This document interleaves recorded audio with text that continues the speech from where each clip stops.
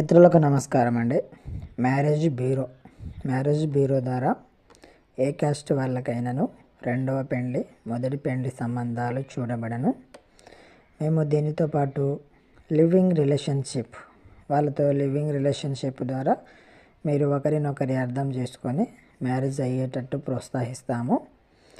మీ details మాకు WhatsApp ద్వారా మీ caste details అవన్నీ పెడితే మీకు నచ్చిన వాళ్ళని మీరు కోరుకున్న ఏరియాలో మీ ప్రాంతంలోనే మేము మీకు మ్యారేజ్ బ్యూరో ద్వారా మేము మ్యారేజ్ చేపిస్తాము.